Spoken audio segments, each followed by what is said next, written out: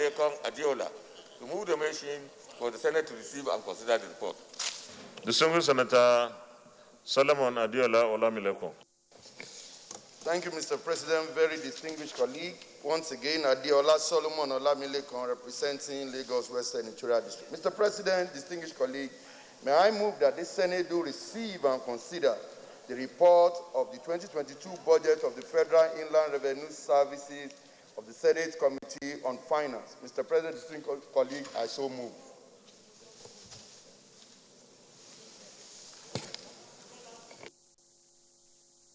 Any seconder? No seconder. Senator Tokumbo Abiru. Thank you very much, Mr. President, and my distinguished colleagues. My name is Senator Tokumbo Abiru from Lagos East Senatorial District.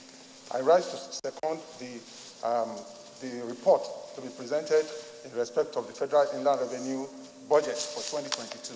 I so second, Mr. President. Thank you. Thank you. Distinguished colleagues, those in favor of the motion that the Senate do receive and consider the report of the Committee on Finance on the Federal Inland Revenue Service Budget 2022, say aye. Those against, say nay. The ayes have it. Chairman, you may lead the report, please.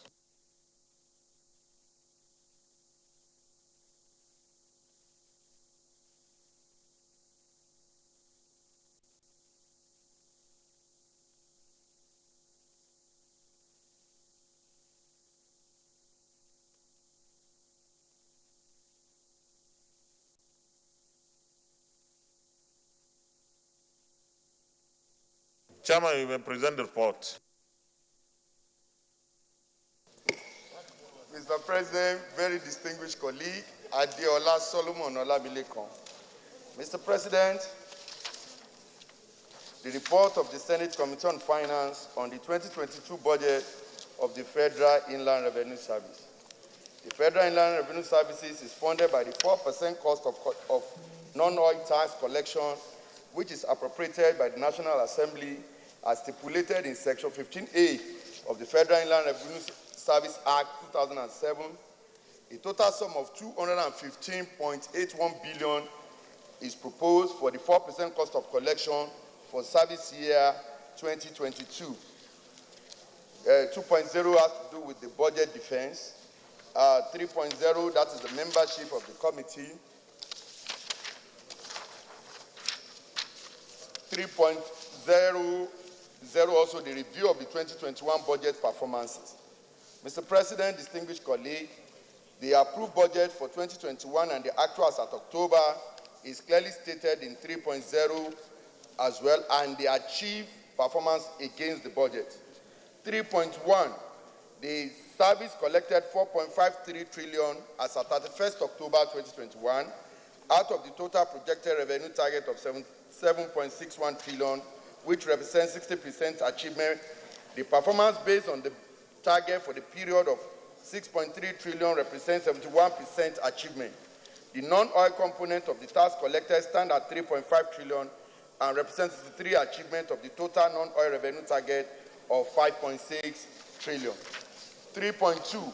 Furthermore, the 4% cost of collection and for the period under review is 133.62 billion, as again the target of about 180.54 billion, representing 74%, and this was allocated to fund the 3 operational expenditure aids, the highlight of 2022 budget.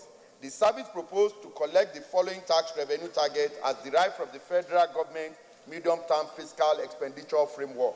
That is stated below, where we have the 2021 and the 2022 medium-term expenditure framework budget and change in MTEF versus the proposed target. The budget parameters. 4.1.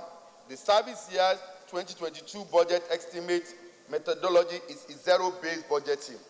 4.11. Projected cost of collection. The 2022 projected cost of collection of 215.81 is slightly lower than the 2021 approved revenue, which stood at 216.65 billion. This represents a cost of collection decrease of 840 million on the overall projected non-oil revenue. The personnel cost. The personnel cost is based on staff strength on the payroll, including the social benefits, the NHIs, the pension contribution, and anticipated performance bonus for the year. 4.13 overhead cost. The increase in overhead projection can be attributed to the need for more robust operational activities, which has a direct relationship with overhead budget line, which include other sundry services. Due to tax disputes, local travels and transport, critical ones that relate directly to tax collection and administration. The capital cost. The capital cost estimated reported not included ongoing and the new project, which are to be executed during the 2022 financial year. And there is a result of expected completion of project, payment of retention on completed project, and some new project for effective revenue derivation, assumption and strategy. Assumption. The above projections were based on the following assumptions. 1. The crude oil production to average. That's supposed to be 1.8, but 1.9 was there for 2022. This is based on the current production average of 1.9 million barrels per day and projected end of COVID-19 pandemic, which is expected to see a return of economic activities at 57. That's what they are using now per year for the year, and the exchange rate is projected at 410 for the year. The tax rate remains the same for the period. The CIT includes target of 13.68 for Nigerian liquefied natural gas for the period. The historical cost of collection for the last 5 years was used to arrive at the forecast value for the period. The real GDP growth rate is projected at 4.2 for 2022. The consumption expenditure on which the VAT is charged is assumed to be 10.5 trillion after adjusting the exemption, zero-rated item, and company whose threshold fall below 25 million turnover, which is the minimum tax.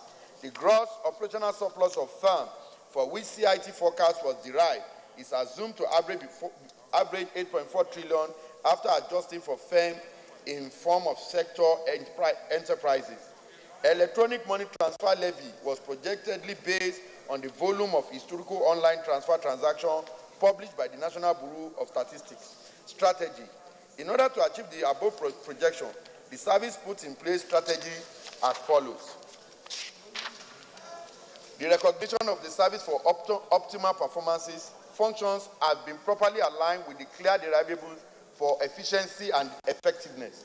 Derived implementation of the Finance Act 2020 to optimize collection of taxpayers, to optimize collections. 3. Effective use of technology and tax intelligence, especially in large taxpayer offices, medium taxpayer offices, and government businesses taxpayer offices. Strengthen the risk-based audit selection and early closure of unresolved audit and investigation cases. Enhance use of third-party information for intelligence gathering. Strengthening monitoring and evaluation framework of all constituent functions and staff of the service. Enhance stakeholders' collaboration and engagement to check leakages, evasion, and to enforce and improve compliance. Specification of tax processes, filing, and payment of CITM, VAT, and other tax will be made easy through the full adoption of tax promax and other IT solutions. Rollout of auto VAT collect to major supermarkets and other big outlets nationwide to improve VAT collection.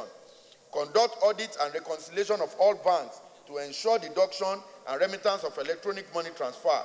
To sustain taxpayers' education, engagement, and enlightenment through television, radio, newspaper, workshop, as well as other outreach, audits and investigation functions have been strengthened to check abuses and non-compliance as well as enforce compliances. The services created special tax operation group with focus on intelligence, strategy, data mining, and analytical activities. The service created telecommunication and broadcasting division, including audit function to focus on what sector for more tax collection. Identify critical business area where tax office will be open for tax conveniences, which will improve compliance and revenue derived of the service. The service also provides good working conditions to staff with modern office accommodation, working tools, and incentives to encourage them to perform optimally for increased tax revenue. 5.0 include the observation of the committee, and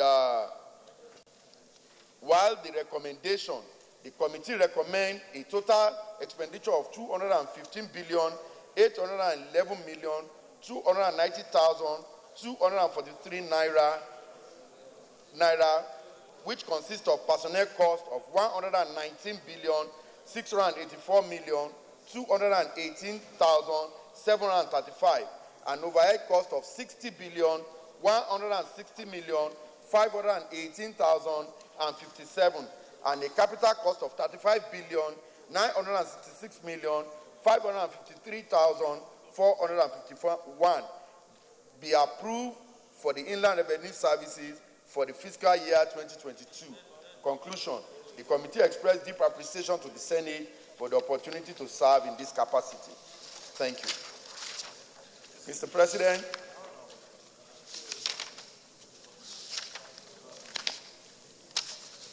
we have the Federal Inland Revenue Services, where we have the breakdown of the revenue which is to be achieved for the year and their 4% cost of collection, which is, and number two, we have the breakdown of their budget which they are seeking approval for, which include the personnel, total overhead, and the capital.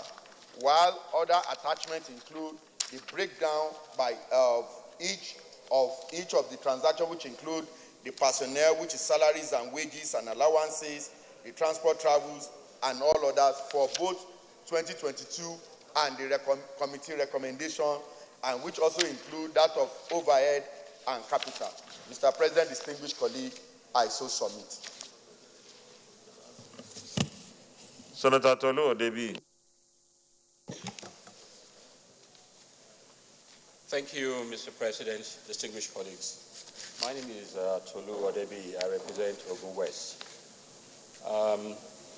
Mr. President, let me just first of all commend the Chairman, Senate Committee on Finance for this report. But looking at the physical performance of 2021, if you look at the oil revenue, you had they achieved, an actual achieve was 1 trillion, based on what it says here. And if you're looking at the 2022 projection, they are saying 4.4 trillion. I mean, that seems a bit overly optimistic. And I would just like to a bit of more explanation of what the basis for this huge expectation. If they achieved 1 trillion last year, they're looking at 4.4 trillion this year. Thank you, Mr. President. Any comments? Chairman, you may respond, please. Thank you very much for that observation, Mr. President. As we're all aware, budget is an estimate. And the report we are submitting is the performance as at October of last year, as at the time of laying their budget before the committee, because it was expected that last year, all these budget of the agency ought to have gone with the national budget. But because of the load of works that was before us, that was why it was delayed to this year. So the report, as observed by Senator Tolu Odebi, was as at October. And by December, I know this revenue will have gone up more than the expected 1.0 trillion. Secondly, the 4.6 trillion he also observed. And if you look at the budget as at that time, as at January, the target was 1.64 trillion. And as at January to October, the target to be achieved was 1.64 trillion. And as at January to October, what was achieved was 1 trillion naira, leaving a difference of about 640 billion naira. That is the underperformance of that particular revenue. So at the end of the day, they will definitely exceed this 1 trillion naira. And again, the 4.6 trillion that he has equally observed is based on the document passed by the National Assembly before the presentation of the budget, which is the medium-term expenditure framework. And before that figure was mentioned, all parameters, all necessary observation, everything has been considered before giving that target of 4.6 trillion for the year 2022. Well, thank you very much. Any comments? Distinguished colleagues, I think the deployment of technology is very essential in improving the effectiveness and efficiency of our tax or revenue generating or collecting agencies. And I don't know what the committee and the FRS are doing to promote the deployment of technology in this respect, because it will make it easier for us to plug the leakages if we are using technology appropriately. Chairman. Thank you, Mr. President. I quite agree with you, and I know that this Senate is doing a lot in this regard. And I also want to thank my colleague that I could vividly recollect that about 2 years ago, this National Assembly approved the sum of 100 billion naira for the Federal Inland Revenue Services as part of their effort in trying to deploy technology in generating revenue. But the only issue that is hampering that from coming to pass is because the fund approved for this purpose by the National Assembly, the sum of 100 billion naira, have not yet been released to the Federal Inland Revenue Service. But aside that, they are also doing on their own the little they can afford to do to deploy technology in generating revenue, because I know that in the finance bill, there have been a lot of effort in this regard, including the recent squabble we had with Twitter, Facebook, and everything. It's all in the bid to ensure that we bring all online transactions to pass and deploy technology in generating this. So the said money approved by the Senate, which is 100 billion naira for this purpose and completion of all other capital projects, is not yet being released to the service. And I believe that if the release commences, a lot of this, in the direction of which the President of the Senate has put it, will all definitely be attended to. Chairman, I would suggest that we put a time frame, because the way it is, we may be 100 years without doing anything very profound. So we must have a time frame within which our revenue generating and collecting agencies must graduate into using the appropriate technology. After all, the technologies are everywhere. All that we need to do is to ensure that we're efficient, block all the areas of leakages, because what we suffer from is some of these funds could be collected, taxes could be collected, but maybe somebody is sharing them. So we need to have a time frame within which FRS and all others that are involved in generating or collecting revenues should graduate into full-blown technology in their processes and operations. Your position, because I can say that there are other new revenue sources which we have discovered that FIRS is not even tapping into as we speak. For instance, every year, all this company comes, load Nigerian crude oil, and travel back without paying any taxes. As we speak, only NIMASA is the only government agency that is collecting revenue from this company. And all these foreign companies are registered companies, and they are doing business in Nigeria. So we've just addressed that, and we want that the only way to do that is to deploy technology in order to get, and this run to several millions of dollars, because all these transactions are in dollars, not in naira. So this is another new revenue source which we have just discovered, and only the deployment of technology can address this particular issue. So we are working seriously to ensure that the deployment of technology should have a time frame. And as we speak, sir, on Monday, when all the revenue generating will be appearing, this is one area we believe that we should address alongside with the FRS chairman to tell us what the current position is as far as it has, because it has appeared before us, times with that number, with emphasis on the deployment of this technology, and he continues to say there have been no fund released in this regard, and he's trying to look for funds. But we are going to, as you have said, we must put a time frame. Between now and June, we must, because all these new revenue sources must be tapped into, because the government of the day need more revenue to fund this expenditure. Yeah, I agree with you, and I cannot agree more, because we are borrowing. It's not a pleasant experience when we have our monies stashed somewhere else. And I would not agree with you when you said they didn't know. Maybe some of these agencies knew where but they refused to do the official engagement of getting. So we need to be a little bit stiff, really, with our generating and collecting agencies. And we must insist on deployment of technology. Monday, when we will meet with them, this will be part of the conversation. So with this, distinguished colleagues, we go to the recommendation on page 9. The recommendation is on page 9.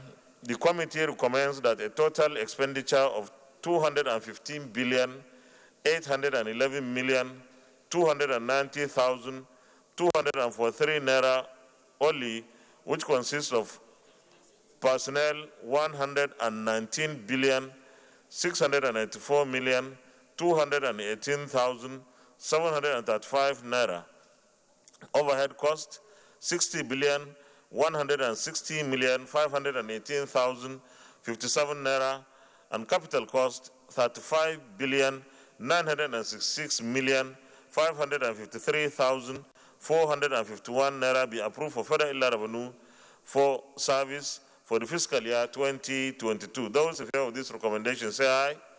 Those against say nay. The ayes have it. Leader of the Senate. Mr. President, my highly respected and distinguished colleagues, the sixth order of the day is the consideration of the report of the Committee on Aviation on the Nigerian Meteorological Agency Act 2003, Repeal and Reenactment Bill 2022. Mr. President, distinguished senators will recall that the report of the committee was laid on Wednesday, 8 December 2021. Mr. President, you may wish to invite distinguished Senator Smart Ademi, Chairman of the Committee of Aviation, to move a motion for the consideration of the report. Distinguished Senator Smart Ademi, Kogi West. Thank you, Mr. President. I rise to move, Mr. President, that the Senate do receive and approve an act to repeal the Nigerian Meteorological Agency Establishment Act 2003 and enact the Nigerian Meteorological Agency Act to provide for the regulation of meteorology and related matters. Mr. President, this is one agency that is very important to the aviation industry. It has to do with being able to predict the weather and advise pilots accordingly. But, Mr. President, the importance of this agency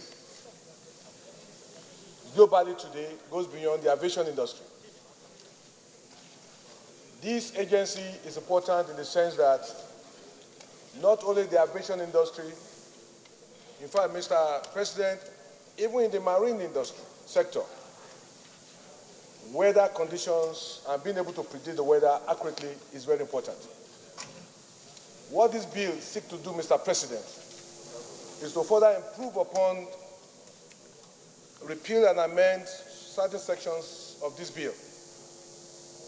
Let me just say by way of information, Mr. President, that the issue of meteorology actually started in Nigeria over 100 years ago, somewhere in today Bayelsa State. When the white men came, they had a stand where they were reading our weathers. Today, Mr. President, when people have functions, they need to know what the weather could be on the day they are scheduling for their programs. So this agency will be in position, when amended, to be able to release information to individuals, and by way of extension, they will be able to generate revenue. They intend to be able to allow individuals to buy into them by way of having an app so that you can know the weather condition of your community in case you want to travel, in case you have a function coming. This is important. But I think I must call emphasize, Mr. President, that this bill seeks to expand the operation of NIMET, Nigerian Meteorological Agency, to be able to employ more people so that they can spread better by having more stations across the length and breadth of our nation. These stations will be manned by people, and there's going to be an increase in their workforce. By so doing, Mr. President, this agency will be recruiting more this year. They will have need to have more staff, and they're going to operate, have a network of operations. But I think more importantly is the fact that this is equally in accordance with World Meteorological Organization standards. This bill is working towards the international requirement of this sector of the aviation. But like I said, Mr. President, it goes beyond aviation now. So if this bill is passed, Mr. President, NAMED will be in position to expand its operation, employ more people, and accelerate socio-economic development of our nation. But I think more importantly, the aviation industry globally will be more comfortable with Nigeria that we now have a fully well-established meteorological agency. I therefore urge my colleague, Mr. President, that this bill should be passed. I so submit, Mr. President.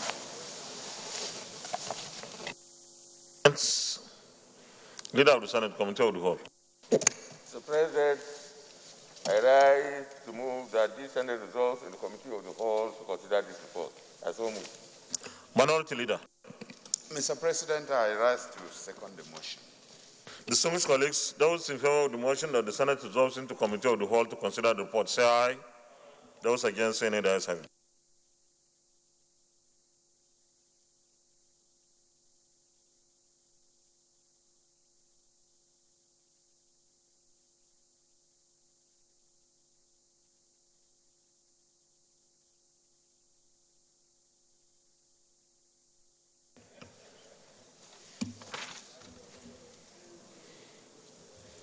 Distinguished colleagues, this bill has 47 clauses.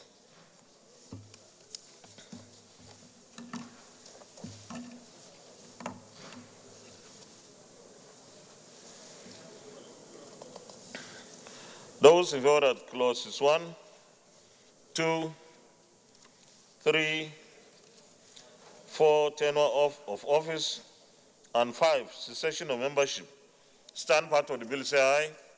Those against, say nay. The ayes have it.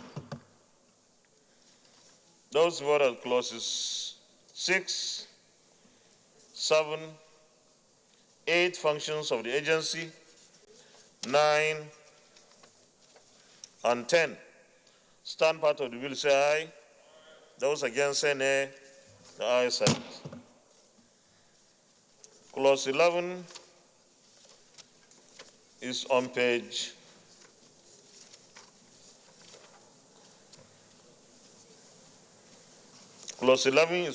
24. Appointment of legal advisor. Those in favor of clauses 11, 12, 13, 14, and 15 on page 29, stand part of the bill, say aye. Those against, say nay. The ayes have it. Those are clauses 16, fund of the agency, 17, 18, 19, and 20 on page 35. Stand part of the bill, say aye. Those against, say nay. The ayes have it. Clause 21 is on page 36, power to borrow. Clause 22, Clause 23, Clause 24, and Clause 25. Those in favor of those clauses stand part of the bill, say aye. Those against, say nay. The ayes have it. Clause 26, Clause 27, Clause 28, Clause 29, and Clause 30 on page 46, offenses and penalties. Those in favor of those clauses stand part of the bill, say aye. Those against, say nay. The ayes have it. Clause 31 is on page 48, power to investigate and impose fine, etc. Yes. Chairman, distinguished colleagues, Ali Sabi Abdullahi. I'm just wondering, given the nature of the function of this agency, the clause 19, annual report, I've not seen where it is indicated that the annual report of this very important agency be shared with the National Assembly, given that to be shared with the National Assembly in the report, because the work they do based on what we are trying to reform is so important. Many of our constituents many times will come here to talk about flooding, to talk about so many things. So, and I believe meteorological agency is not just the aviation. They are playing a much more wider, responsibility. No, well, I thought Because the law, I don't know why they are not. What? Well, there are times in which, sir, there are some. Specifically, there I've seen many other laws where we have indicated because of the specific nature of the report. It's okay.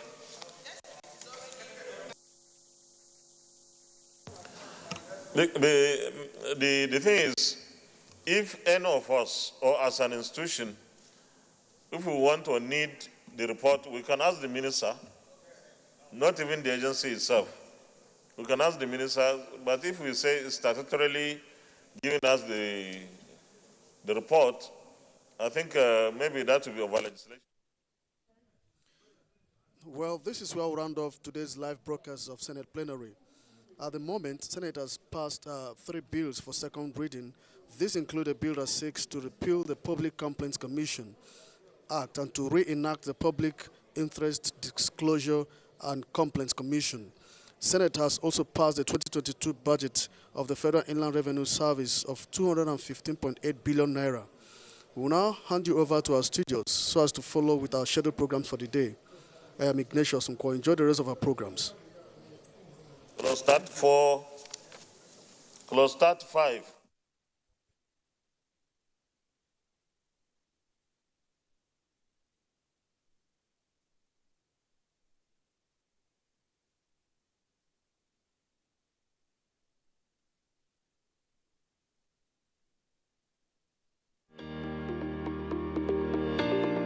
This week on Executive Discuss.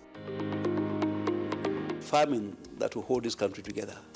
Because you, as a nation, you must be able, first of all, you must be able to feed yourself before we can move to another level of industrialization. That's exactly where we are in now. And of course, our people are ready for it. And with these government programs that are coming, people are embracing now. I think we'll get there.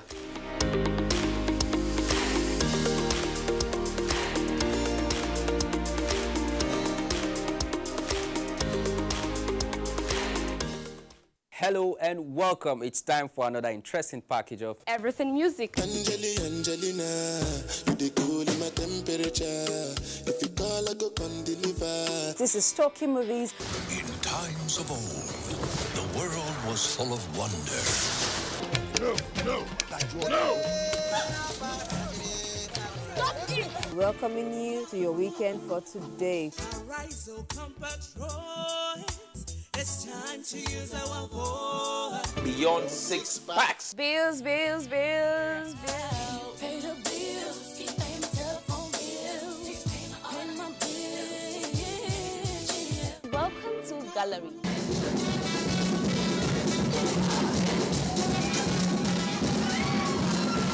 Me and my paddies. London for what? London for medicine. Medicine for what? Medicine for coffee. Are you sickness? To our illness. Welcome to Gist Zone. All right, my name is the Eselusien Wego One. Ona nyokoko nyonyo.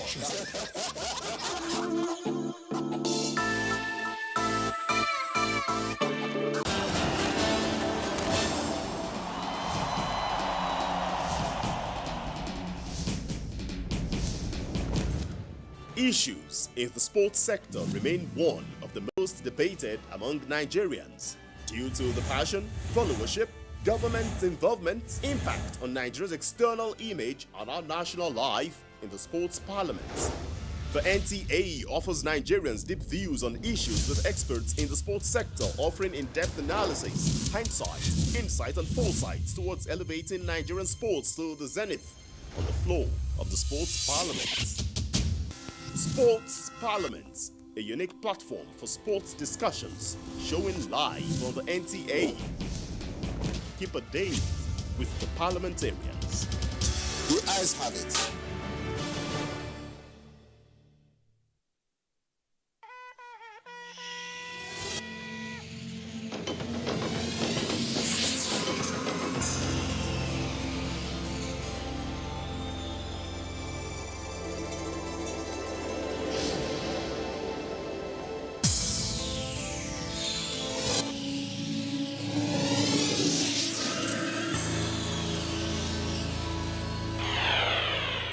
NTA. You can't beat the rich.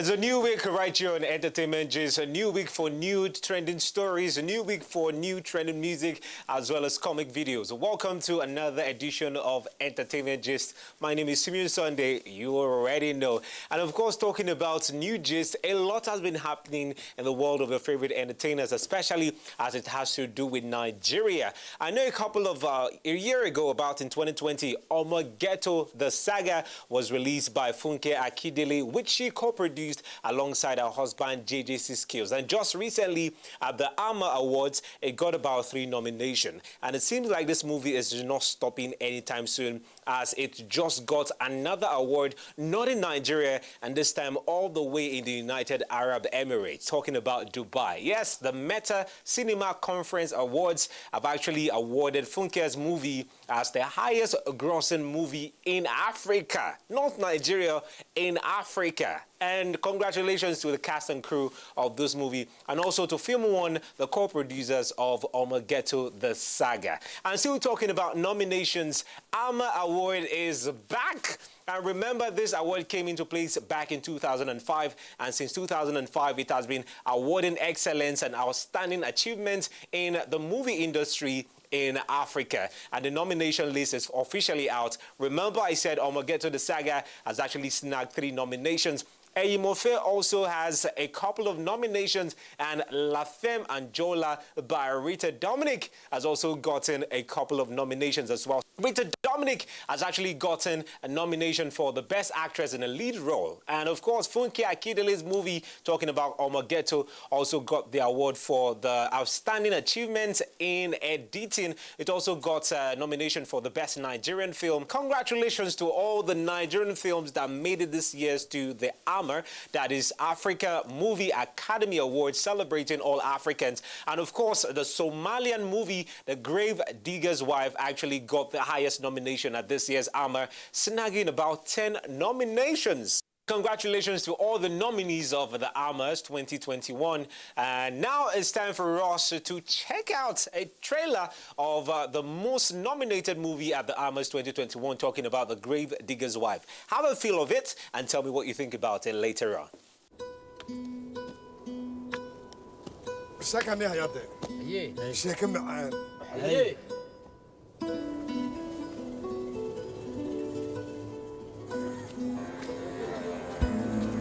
waxaan hayshanayaa architecture meydkaan ugaadhsadaa si aan rodnideeda ogala soo wiil yar waana tusaale u noqon karayn baan dhalay xaaskaygii baa dhimasho qarka u saaray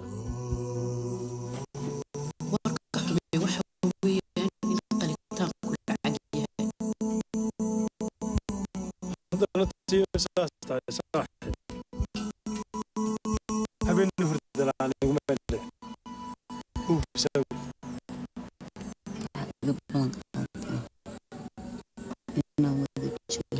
dhibaato walba aan kaga agbaxayna sambay mayan jufey ñuwali jufey xare ba sa chorchor hooyada la sii joog ku fayo bobum way dandalen daaw dandale jël bu kenn dootul miim kaw la booleen daana te war leen a mën a duma ay de sambirim de lay wom sambirim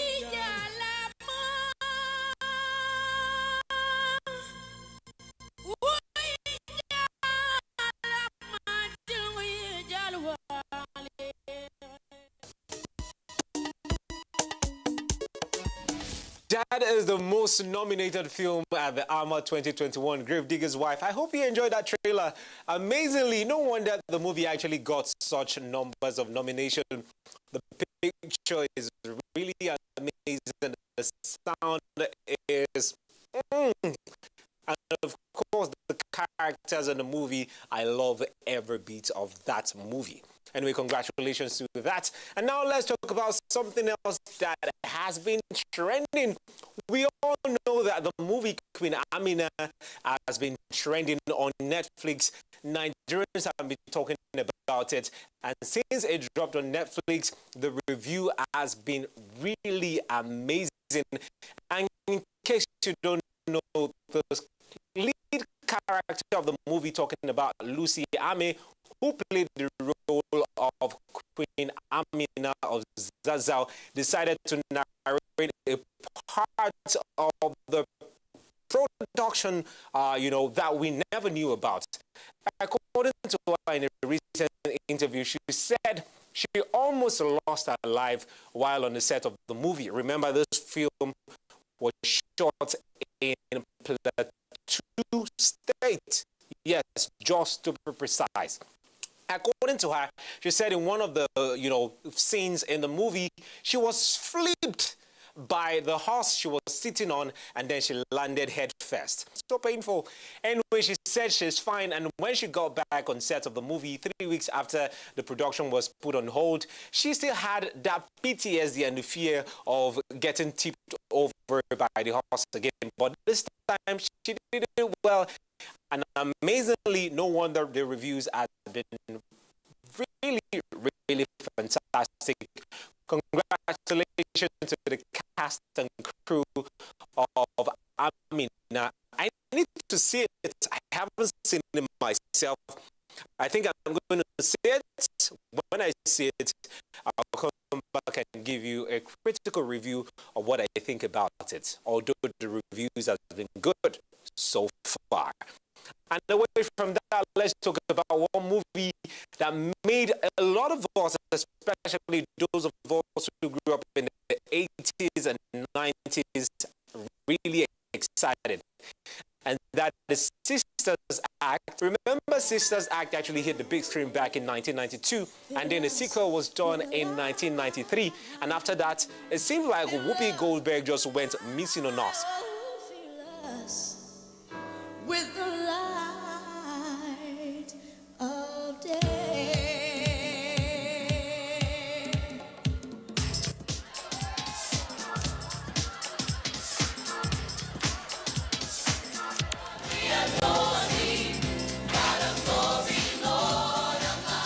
And now the producers of the movie, talking about Tyler Perry and Whoopi Goldberg, has announced the part 3 of Sisters Act. I'm super excited about this one because I saw Whoopi Goldberg playing the role of, what did they call her then?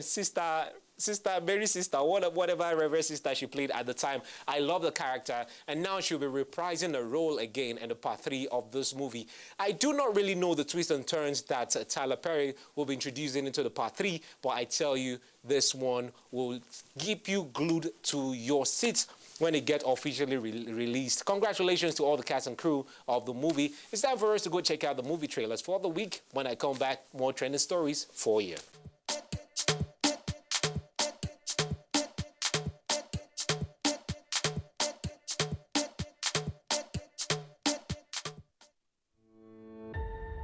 Clouds of change gather.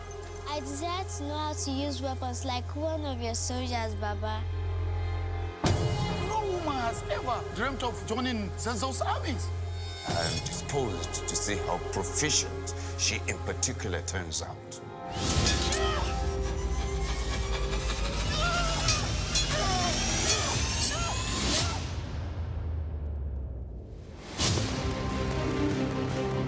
You are the priestess. You came to find your destiny. That is the woman you must become, Amina. And if I don't, the entire people of Zozo will perish. War is coming. Everybody you love pays for it with their life, Amina. just like a silly child, always pining for the impossible. No woman has ever sat on the throne of Zaza. And you will not be an exception. Don't be afraid. I am Amina. I fear nobody. Throughout my life, the 10 rings gave our family power. If you want them to be yours one day, you have to show me you are strong enough to carry them.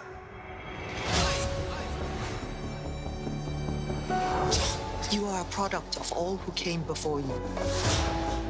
The legacy of your family. You are your mother. And whether you like it or not, you are also your father.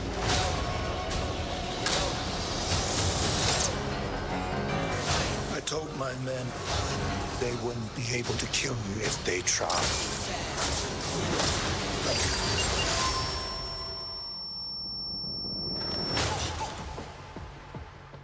Glad I was right. You're just a criminal who murders people. Be careful how you speak to me, boy. I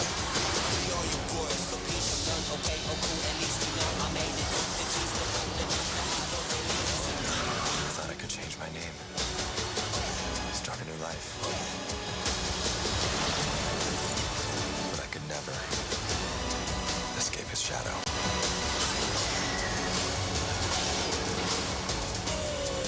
My son, you can't run from your past.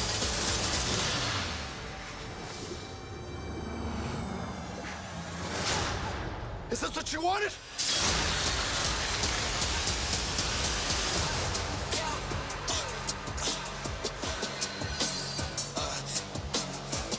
You got this. Thank you. And sure you go check out some of those movies we just showed you at the cinemas. For the ones streaming on Netflix, make sure you check it out and tell me what you think about it.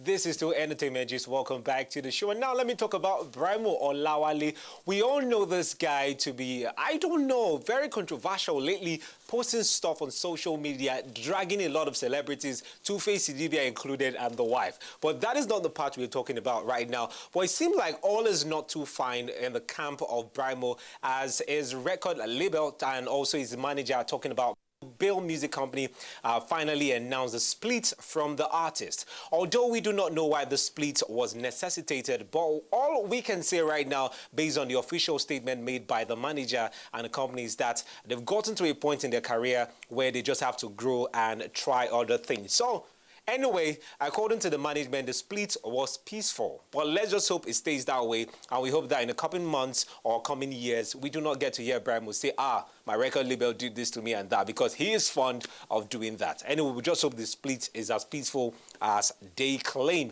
Away from that, now let me talk about something else. Ladipo is set to release a new body of work, and I'm excited about this. This guy has been dropping hits after hits. He has dropped songs with Buju and a couple of other artists in Nigeria. And right now, I'll tell you, when we mention the A-list artists in Nigeria, somehow, Ladipo will always find his way in. And he has announced the release of his new EP, Providence. And this EP is a 6-track EP that will be featuring collaborations with A-listers Fireboy, Rema, and Amare. I just can't wait for this one, because anything from Ladipo is definitely a hit. And now let me talk about someone else who is set to release a new body of work after 6 years that we haven't heard much about her. I'm talking about Adele. Some people call her Adele. Some people call her the Hello Lady. Anyway, 6 years after she released an album, she's set to release a new body of work. And this album is titled 30.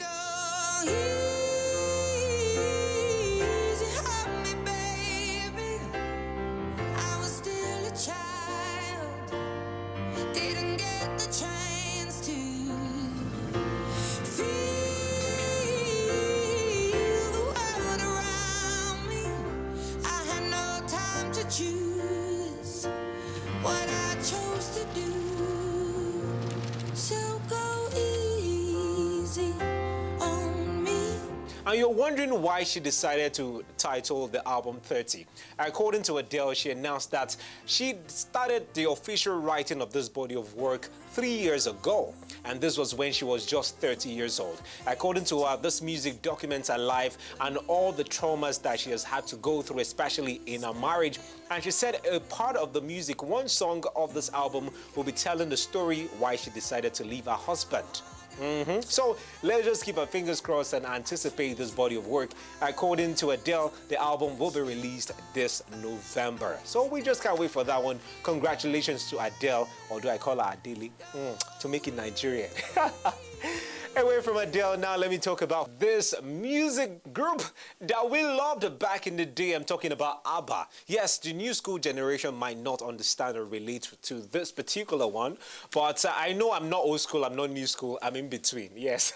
So ABBA, they are officially back. Remember, some weeks back on Entertainment Gist, I announced that they are working on an album titled Voyage. And officially, I can tell you that the album is out. And they are planning the concerts in May 2022. And I'm excited about this particular project coming from ABBA. Remember, we have never heard about ABBA since they had the official split 40 years ago. And 40 years later, they are back working on a project, and we are super excited about this particular one. So for ABBA fans and for the old school people who knew ABBA, you need to check this album out, The Voyage. And for those of you who can afford the concert in May, to travel to Obodo Yibo, no problem. You can travel and enjoy that as well. It's time for us to check out the trending music videos right here. I will be right back with more trending stories. This is still Entertainment Gist. Stick around.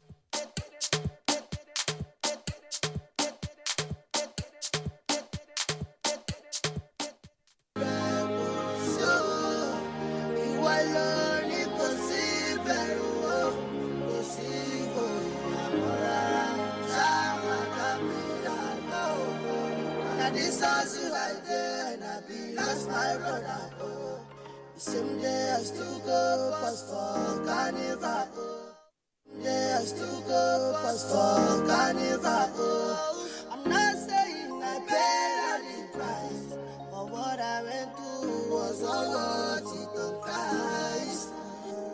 Cause some months I forget my mother. Just my life made them no use me, get my mother. Oh, nah, nah. All the stuff things that I will get for my mother. Oh, nah, nah. Following the legacy of my father. Stay away, far away. Stop coming closer, get out of my head, man. Stay away, far away. And we still Diana. Told you what I want from you. Divertido chica, yeah. Living in your head is all I ever want to do. You don't look Mr. Man, but he no go give you chance. Always walking about, never gonna get the glance. Baby, you've been asking, but he's not gonna give you more. Gone are the days when my money no they complete. When my rising no get me so when my life be no the jolly, but now mama say I go make up for this life, and my papa say no money make I die. Well mama everything done better, but now everything a double. Yesterday na double, today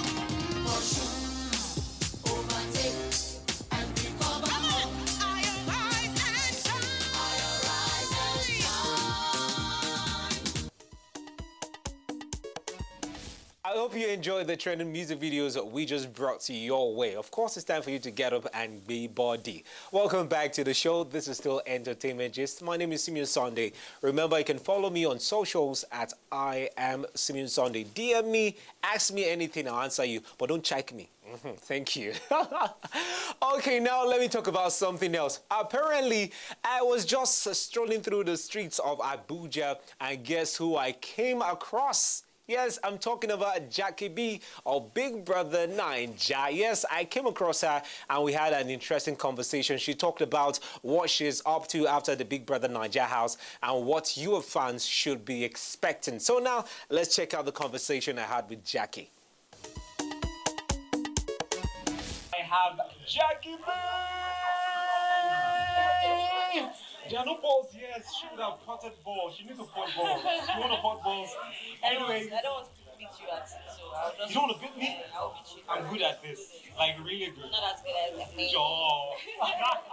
Anyway, welcome to today's episode of Entertainment Gist. And of course, we have the beautiful, the delectable, the amazing, the sweet, the amazing Jackie B right here. Welcome again. Great to have you. So, Jackie B, a lot of people have been talking about controversies, your relationship with Mike. Don't worry, I won't be touching down. I don't want to stress you, but see, I'm still touching small. So now tell me, openly, on national television, do you and Mike actually have a thing outside the house? Michael and I are very good friends. Again, like I said earlier, we're still doing that, getting to know each other. And yeah, we've not, we're not putting any names to anything that we're doing aside from being amazing friends. Don't blow me. We're not playing Don't each other blow up. me. We're not playing each other. We're on our journey and we'll get to where we need to be. I like that. Let's talk about you and your son. It seems like there's so much attachment you have with your son because while you were in the house, you're always talking about your son. Like, my son is watching, my son is this, my son is that. At a point, a lot of people were like, I don't know if you saw some of the clips, but some of the people in the house were like, she's talking about her son so much and all that. Did you in any way feel a kind of way, seeing your son or understanding the fact that your son might be watching, maybe not now, later in the future, some of the things you actually did in the house, did it in any way affect your game while you were in the house? Like I always say, there's nothing I did in the house that is any different from who I am outside the house. I was 100% myself. People that do know me know, like watching me, they knew how Jackie went in there and was just 100% tough. So that was always who I am and who I was. I don't like to do anything I'm not comfortable doing, where I'm not comfortable doing it, and that was what I did. It wasn't just because of my son, but of course that was one of the main reasons for sure. And I do believe, I'm a mother, and I do feel like I don't want my son to have to see things that I think he was going to be able to handle, saying it, whether now or in the future. So if the tables were turned, maybe you didn't have a son, would you have done anything? Like I said, that was honestly me. That's even before I had my son. This is who I am. So I wouldn't have done anything different. What does the future hold for Jackie? Yeah, so like I said, for the house, I'm a certified wedding planner, also I have a fashion designer. I've been running for the past 6 years. So yeah, these are all things. One of the things I went to the house was to really, grow my business and shine light on my business. Showcase more awareness. So I do plan on growing my businesses, not just at home but beyond as well. Again, new interests in acting, so being in the entertainment industry as well. So yeah, we're growing and we're learning, so I will be going to go along with it, definitely. Watch out, guys. Watch out for Jackie B. Okay, anyway, send a shout out to all your fans. Oh my God, my job for you guys. Tanzania, South Africa, Uganda, Ghana, look, everywhere. I never expected it. It's so surreal. So today, I haven't been able to really just take everything because it's so overwhelming. The love is real. Like, I can't even explain it. Why you guys love me so much, but just know that I love you very much. And I will not disappoint you here. I will not. I love you guys so much. And I'm so thankful for you guys. And I appreciate all the love I see, I hear about it. And I hope I meet more of you guys, to be honest. Yeah. I love you guys, Jaguars. Stand strong. What an interesting conversation I had with the delectable Jackie B. She is really beautiful and pretty in person. Anyway, welcome back to the show. Now let me talk about Jay-Z. A lot of his followers were really excited that Jay-Z is finally on IG. And 24 hours later, he decided to deactivate his page. And he did this after he has already promoted a film which he produced, The Harder They Fall, featuring Idris Elba. We do not really know why Jay-Z decided to deactivate his Instagram page 24 hours after he came on board, but whatever it is, that is his business. We don't have any problem with that. And away from that, let me talk about Nia Long, the Hollywood actress. We all know that Nia is currently dating a Nigerian, and not just a Nigerian, a former captain of the Tigers, that is the Nigerian's national basketball team, Ime Udoka. And recently, this one is good news for lovers of basketball in Nigeria, because Ime Udoka has been announced as the head coach of Boston Celtic. This is an NBA team in the United States of America, and Nia Long, his girlfriend, has decided to come on social media to celebrate her Bobo. According to her, when the coach, talking about Ime Udoka, got the news that he is now the new head coach of Boston Celtic, he wasn't as excited like that. He just took it like that. He was all calm. That she was the one that decided to go crazy and jump on her boyfriend to celebrate this amazing feat. Anyway, whatever it is, some people actually take good news a calm way. Some people actually go gaga when they get great news. But for me, will I actually scream? I think I'll act like Ime Udoka. Anyway, congratulations to the former Nigerian basketballer, and as well as the beautiful girlfriend, Nia Long. I know when you hear who comes to your mind? Yes, I'm talking about Zlatan. Apparently, Zlatan is currently touring the United Kingdom. He has a show, and guess who decided to surprise Zlatan? I'm talking about the Gelato crooner, DJ Copy.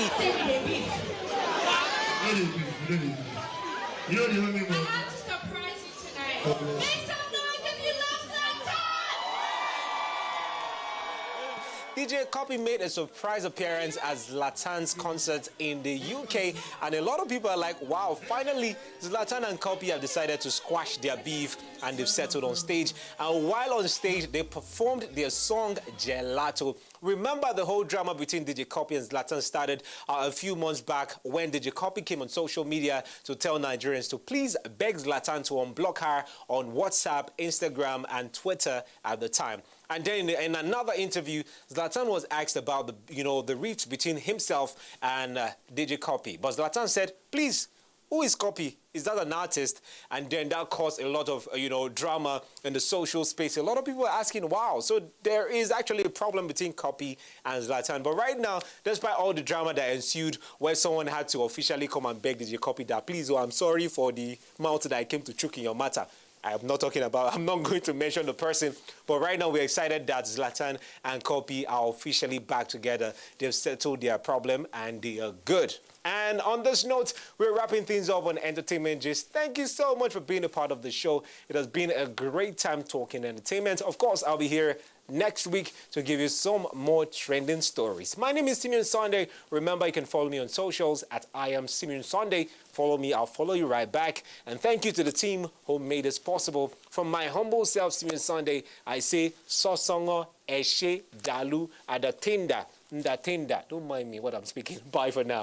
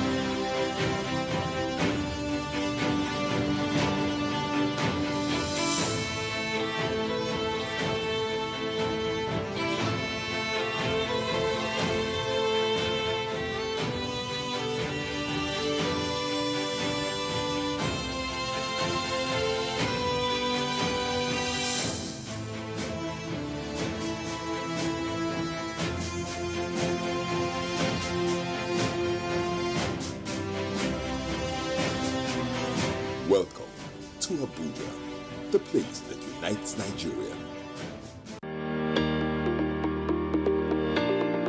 This week on Executive Discuss. Farming that will hold this country together. Because you, as a nation, you must be able, first of all, you must be able to feed yourself. before we can move to another level of industrialization. That's exactly where we are in now. And of course, our people are ready for it. And with these government programs that are coming, people are embracing now. I think we'll get there.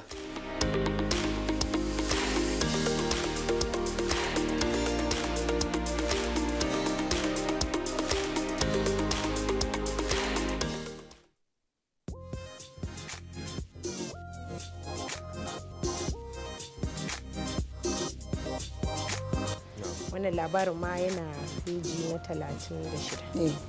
Ita kuma babban labarin wannan jarida shine ainihin labarin da ke gaban jarida shine ta bayyana cewa ọkwa ọjị ikenga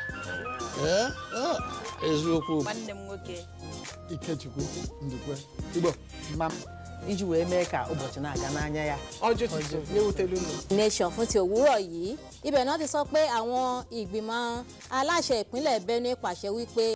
Ní gbogbo àwọn ẹ̀ka ní ẹ̀ka ètò ẹ̀kọ́ ní ẹ̀ka ètò ìlera ní ẹ̀ka ètò ààbò.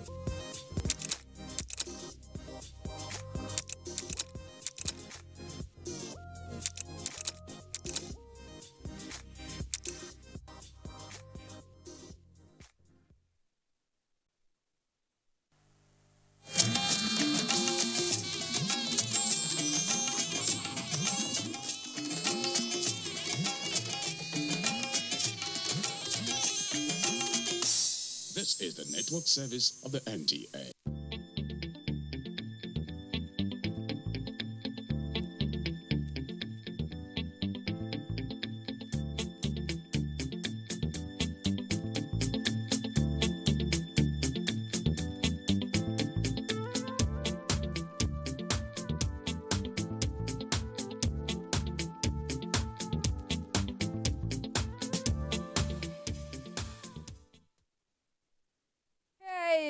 Hello there, and thank you very much for joining us on another episode of the Medley Show. My name is Cecil Egbele. Glad to have you here. Today on the program, we will be discussing something, well, somehow everybody has, you have a view and opinion about it. And that's talking about parenting and discipline. Yeah, parenting and discipline. Over time, in the news, we see in headlines, social media everywhere, this child did this in school, or either it's a rape case or bullying or something. Just things just go wrong. Sometimes we wonder, actually, who trains up a child, especially in character? Is it from the home or from the school? You know, today we see parents, they get up by 6 o'clock and prepare the children for school. They drop the children off in school, and then for those of them who are very busy and they have their children in crèche, they can leave the children as long as 7 p.m. and come pick them later, and they are preparing for night. So the children most times spend more of their time in school. But they say charity begins at home, right? So I don't really know if charity actually begins at home. That's part of what we'll be talking about. Where does the character molding of a child actually start? Is it in the home, or where is the majority of it? Where is it formed? Is it in the home or in school? We're going to talk about this, even as we talk about discipline, both at home and in school. It's going to be a holistic package, a big package. We would like to hear from you as the conversation starts. Anyhow, but just to set the tone for our discourse today, we have this feature we put together about discipline. Those of you who grew up in the 70s, 80s, maybe early 90s, you know all how you are being disciplined or punished in school when you err. For instance, you know, the cane, the rods. Yeah, they don't get to spare the rods. Say if you spare the rod, they're going to spoil the child. So the rod is used as the cane. Sometimes they're asking you to do some kind of different kind of punishment. Anyhow, in this feature you're going to be seeing right now, it takes a look at the evolution of discipline in schools then and as it is today by Semben.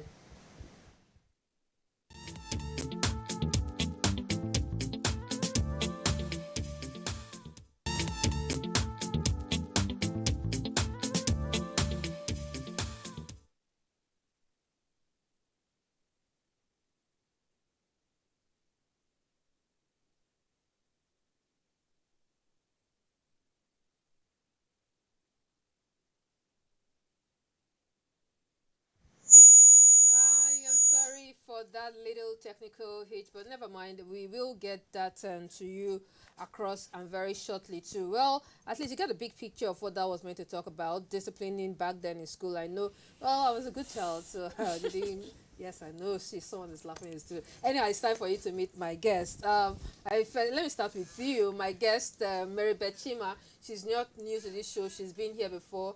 Then we came to talk intentional parenting. You told us about how you have to be intentional in being a parent, and you gave us all those tips, which is very, very good. All right, she is Mary Beth Chima of Parenting Through Mentorship Academy. Mary Beth Chima, you're welcome. Thank you. It's nice to be here again. Nice to have you. All right, yeah, she's young. She's in we are in the same bracket. So we are speaking about discipline then and now, so we can speak the same language. Well, now let's get to meet my third guest. You've seen her already. She is Mrs. Ngozi Awaji. Ngozi Awaji is a school teacher from Government Secondary School in Gwarimpa. Maya, welcome to the program. Thank you. And I really would like to, I don't know, I talked about how punishment was for us back in our school days. I don't know, your secondary and primary school was in what year? 70s, maybe? 80s. Oh, really? 80s, really? Okay. What was the school punishment like for you there?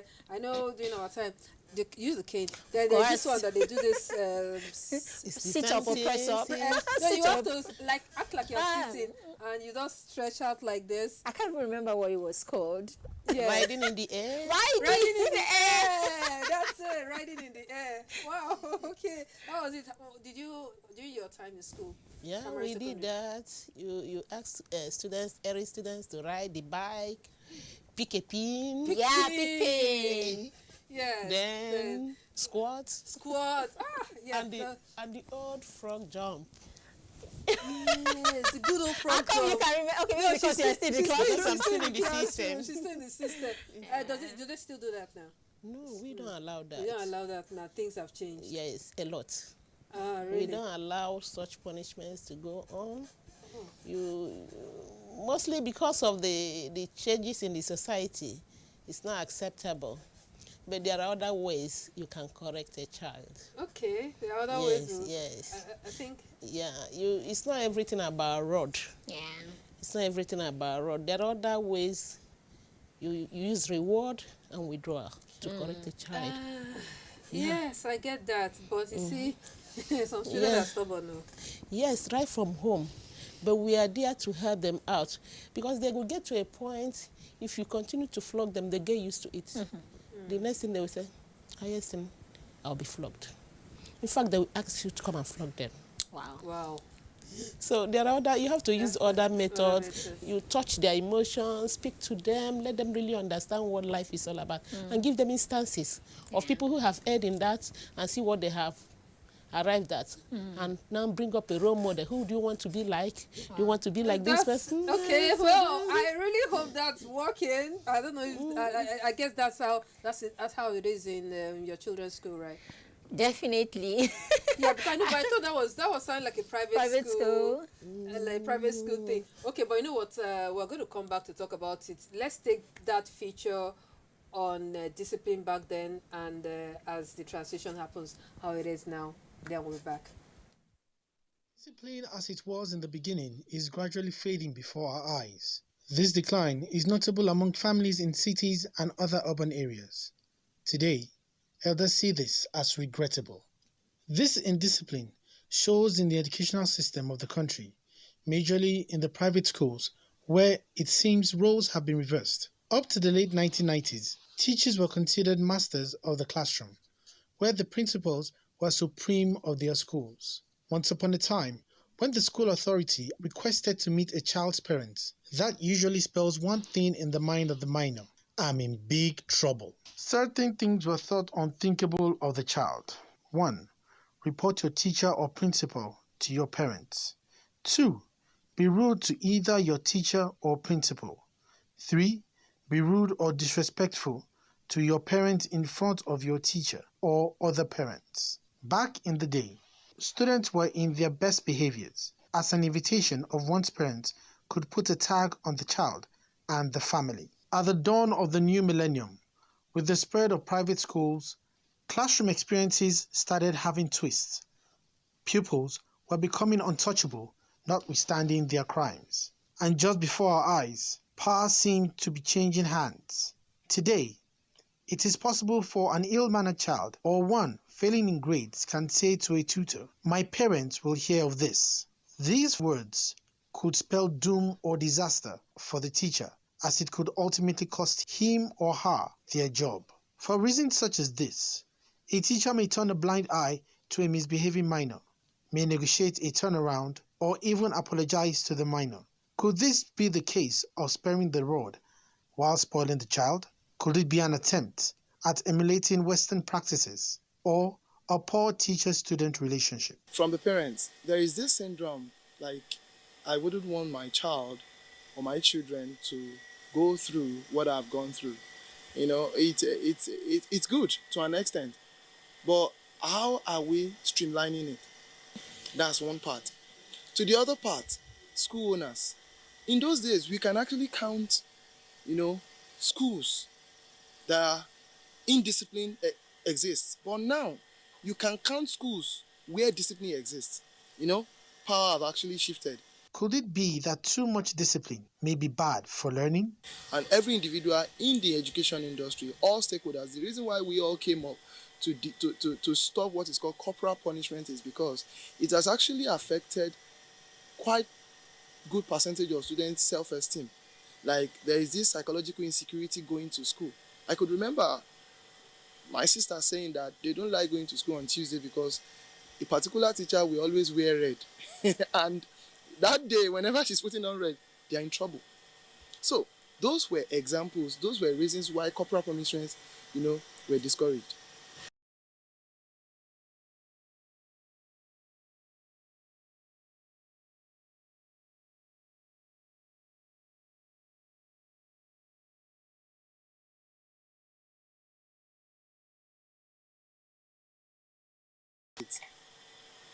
There are steps to punishing a child when you go against the set rules and regulations. At graduation, a student earns a certificate in character and learning, making the education system a holistic experience for the child. But can schools actually guarantee the character of the graduate, or is it just another commercial venture?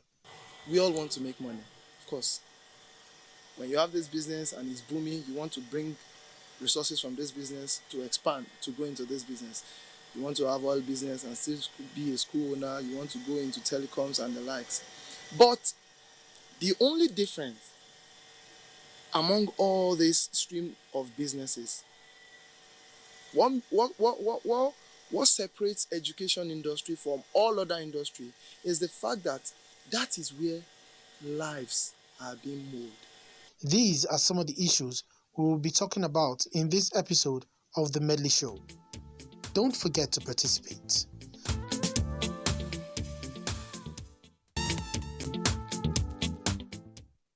Very much. Well, that set the tone already. So, let me start with you, Maribeth. Okay. In my opening, I explained that many times children seem to be more in school with the teachers and with their friends than they are at home realistically. So maybe back in the years, our mothers are usually more at home, so they have the parents at home, but now they seem to be. So where's the character of a child first built and developed, in the home or in the school? Definitely. The home, of course. In Nigeria, we don't really have a curriculum for early years per se, right? We don't really have like a nursery school curriculum per se, right? I don't think we have, except we have that now, but the child grows first in the home, isn't it? Now, there's this misconception that at the point where the child is just a baby, the child doesn't know what's happening around them, or the child is not learning anything. But that's a misconception, and it's a really, really bad one at that, because that's the point where all the character you're talking about, all the foundation to the character of the child that we're talking about, that's the point where it's built. Psychology actually has it that children build, the brain development, most part of it happens between when they're 0 and 3 years old. Where's the child at 0 to 3 years old? The child is at home. Well, yes, 0 and 3 years old. I remember that I had mentioned that some parents, they just drop their children off at crèche. Because I was listening to Efizi and Willy Willy on radio today, and they were talking about something similar, about some parents who 7 a.m. they've dropped their child. That if I say he knows of a particular woman, the parent is by 8 p.m. they come back, pick the child because she's very busy doing so many things. Then after that they prepare for the night. The next day they rush back again. So we see that the child practically grows, is raised in the school or in the crèche or wherever it is. Okay, I think what I have to say is in agreement with what she said. Okay. Even right from conception, yeah, the baby grows in the womb. Your emotions as a mother affects the child's development. So you can see that the child is getting some experiences of what is happening around. If the woman is upset, the child feels it. If you're happy, the child feels it. And at birth, for the first 3 months, even if you're a working class lady, you still stay with the baby. You nurse the baby, breastfeed the baby look at your facial expressions, and from there, it's learning. And when even if you are the type that drops the child to the daycare, this is where we got it wrong. We want to imitate the whites. At the daycare, you don't have really educated people taking care of the child. It's just these nannies who may not have passed through secondary school. Most of them are dropouts. And what do they have to give to the child? This is where, but at most, you look at it, the normal school hours is from 8 to 2. This is the normal school hours. A child is supposed to be in school. Then the rest of the time is with the parents. So what the teachers do is to work on what the child have already inherited from the family. The molding of the character starts from the home, mother number one, followed by the father who is around, and the nuclear family. Yeah, because what we hear today in schools, we hear that this thing happened in this school, a child was beaten, the eye is bulgy, this happened. So you now start wondering, okay, from where to where, if the home is supposedly, the home must have, there must be a fracture in the home for the child to be that fractured to come implement that in school, true? Yeah, true. You know, we keep saying, well, we are imitating the West. In America, children don't even go to school till, some states in America, kids don't even step their foot in a school till about 6. So we keep saying we're not, and these people that we say we're even trying to copy, they have structure in place. They have like experts in school, professionals in schools. And then what we have in the daycare is usually, as I said, there's no standard curriculum. I stand to be corrected. There's no standard curriculum for preschool in Nigeria. So what you have is someone just wakes up and says, okay, I want to start a daycare. Someone that doesn't have no experience in education, nothing whatsoever. Oh, I'm a mother. By virtue of that fact, I can keep children together and all of that. And of course, because we're always looking for a way out. As parents, right? We're always looking for a way out. So, of course, we drop them there. You know, back in the 80s and 70s, children are not admitted in school till you are 6. Yeah. In fact, there is a criteria that your hand has to cross to your ear. Like that. Before you go to school.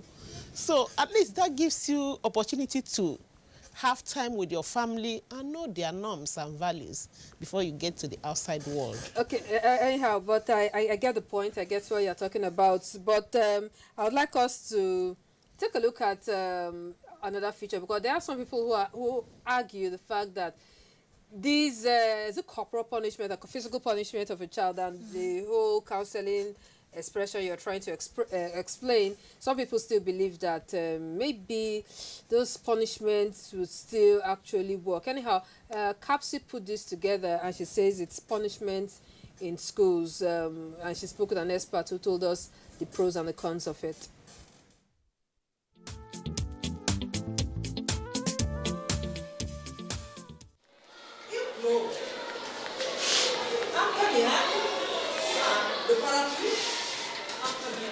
In some Nigerian schools, teachers stiff penalties on students for misbehaviors of different kinds.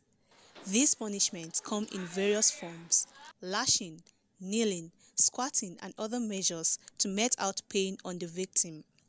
These disciplinary measures, some critics say, could have a long-term and lasting effect on the individual. Beating and caning are common practice in some schools, and sometimes this can make students afraid and lower their self-confidence in terms of learning. Some experts say there should be a dialogue session after caning so that students will be aware of their wrongdoings. In 2016, a private school in Ibadan had a case of a 14-year-old student who became blind after being beaten by the teacher. The teacher and the school denied the act of guilt. Honestly, corporal punishment is not the best way of punishing children. It makes them harden. We have so many different ways of punishing children. Like in this school, I can tell you, we do what we call detention. Closing time of both primary and secondary section is 3. A child committed an offense that warrants us to detain him. What we do now is to call the parent immediately. That's come around 4 to pick your child, which means we have 1 hour to detain the child. We keep the child in the class with a teacher supervising him. Now a child will be given maybe an exercise book to write, "I'm sorry, I will not do it again." Probably the child is not even up to date. The child must update his note. So they had that. For some educators, grass trimming, push-ups in the sun, and various forms of hard labor are ways to stimulate learners to stick to the rules and attain high performance in class. But critics say the use of extreme punishment as part of child's upbringing has contributed to school dropouts, increasing aggression and antisocial behavior of the student in the society. In many advanced countries where punishment of any kind is wholly abolished, counseling sessions to provide directions and subtle admonishments to erring students are in place. This similar service is provided in many Nigerian schools. This, Nigerian educators say, is yielding the desired result. At the end of every term, students are rewarded for their excellent performance in the classroom. Psychologists believe that rewarding students for their excellent behavior will set an example for other students to behave better. Though Nigeria is committed to ending all forms of corporal punishment in classrooms, this practice is still in place in many schools, especially in rural areas.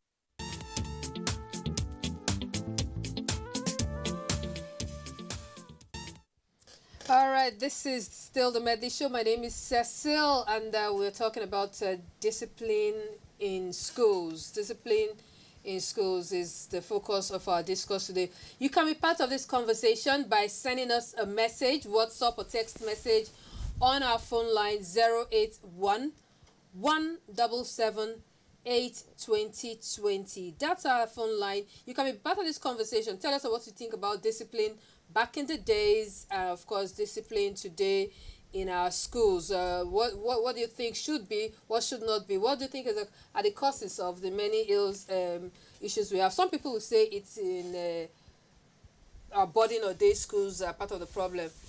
Boarding or day schools, maybe we should talk about that, but that was just being a bit. Let's react quickly to what we've just said. We talked about Nigeria is signatory to something. What's that again? An agreement on to end corporal punishment. Yeah. Explain that to us quickly. You know, because of what is happening now in the society, and most of the way the students are being maltreated, especially in schools where corporal punishment is allowed, like the picture that we just watched. You can see some of them going blind and being maimed in one way or the other, which is not really going down well with the system. So now the federal government have decided to stop that corporal punishment, like beating the child, asking the child to do those things that we used to do in the olden days, like picking. That formed us, actually. Yes, and like staying under the sun. Especially now, there are so many health challenges. You don't know who has what. You can ask somebody to pick pin, not knowing that the person don't have stamina, and by the time you come back, you see the person on the ground. You will be part of the suicide. So you have really to be cautious of what you are doing. Some children are asthmatic. You can go ask them to go and cut grasses, and when they hail dust, the next one they will have crisis. Okay. So you have to be really careful of what you do. It's not just matter of reporting to your parents, but we are meant to mold life and not to destroy it. That's why we have to be very careful of how we relate with these children. Want to add to that? It's assumed that all the corporal punishments in the past actually molded us. You know, that's only because we're looking at one side of it. We're looking at one side of it. We're not looking at all the psychological and the trauma psychological damages and trauma that we inherited as children, that we're probably even living and stepping down to our children right now. Okay. Yes, because hey, why do we need to beat children like this? It's because they're acting badly, isn't it? Now, why are they acting badly if we have raised them properly? So, at the end of the day, we're just dealing, we are parenting these children the only way we know how to. Corporal punishment. These teachers who are meting this kind of punishment that leads to someone being blind and all of that can only do it because this is how he thinks children should be raised, because this is the only way he knows how to raise. Now, but you will still see some children, okay, because we have just agreed here that it's from the home that these children are formed. And sometimes we see some status symbol thing. Now, my parents are rich, so I come to the school, and the school has said, I would like to focus more on the private school now. Now, they come to say the parents want the child to have an iPhone X in school, or the child to have this hairstyle instead of this hairstyle, so many other things like that. And because I think some people believe that many private schools are more for the profit of it, so they tend to bend a little to the rules of class and style in schools. So I'm that part of what is actually hindering discipline in schools. For a school that will lower its standard to that point, it's like that in every sector, whether it's school or it's business and all that. There are businesses who have values and they stick to it. So there's schools that will have value and they'll stick to it, because really standards should not be lowered just because of status and all of that. Now, how does beating that child, right? How does beating that child stop the iPhone or whatever? Did he buy the iPhone for himself? Did an adult not buy that? Yeah, but iPhone? Sometimes the parents will just tell you, please leave it. I want my child to have a phone all the time. So you need to make up your mind as a school what you're there for. If you're molding lives, then parents should not come and you don't go to their offices to dictate to them. They shouldn't dictate to you as a school. So that's why before I got job with the government school, I worked with a private school. Okay. Yes, I worked with one big private school here in Abuja. It depends on individual. That's where you have individual differences. You just don't say because you're a private school and they set standards for you. No. Like the school I worked with, I remember the proprietress coming out to speak with a parent who then was a senator. Yeah. And he said, these are my rules. If you don't want it, take back your child. So, but there are people actually who are out to make profits. Anything goes as far as you pay them big. But that will not bring out the child you want. And you can see this is where government schools stand out. There are things that are no-go area in government school. Like in my school, you don't come to school with phone. Why? Why will you come to? If you ever come to school with phone, hand it over to a teacher. At the end of the day, you collect it. You are not permitted to go into the classroom with phone, because that would be a big distraction to you. Yes. So there are standards that are in government school that maybe the private school owners, because of whatever they are meant to gain, they mellow down on that. And we even see some parents who actually come to school to actually challenge the teachers. I don't know. I've had a couple of cases like that. I have a friend of mine who works in a private school, and she said the teacher she scolded the child for something. The child goes home, tells the parent, and the parent, not even bothered to ask, came around and was causing a whole lot of sin in school. So I think many times parents are not even helping matters. Later on, as we continue, we'll talk about the role of PTA in school. Now, let's take some messages very quickly. My name is Honorable Jesri. Oh, no, please try not to call so that I can actually read your message. All right, my name is Honorable Jesri from Owerri. Your topic is timely and informative, both to teachers and parents. they will tap from your wealth of advice. All right, thank you very much. And who is this person? Good day, presenter and the guests. Nowadays, kids are ajebos. That's why they cannot be punished, and this is the cause of a whole lot of setback in our educational system. Mauso from Jos. So ajebo, that's still the whole status thing. Yes. And you know, sometimes when we talk about status, we only think about the wealthy. Sometimes those from lower status also come with some training, some upbringing they pick up from their neighborhood, and they get to corrupt those. Talking about the courts in schools, public schools especially, Yes, because I don't know, when we hear courts in schools, is the government schools? It's government schools that we always look at first. Anyhow, I think we'll come to talk about this a little more, but let's take a vox pop. We went on the streets and sought to know from people, because there's been the argument of most children who fall, who have attitude problems, are those who actually go to boarding school. That's where they learn this from. Some others say no, it's those who go to day school. So we went on the street to ask you, where would you rather have your child, boarding or day?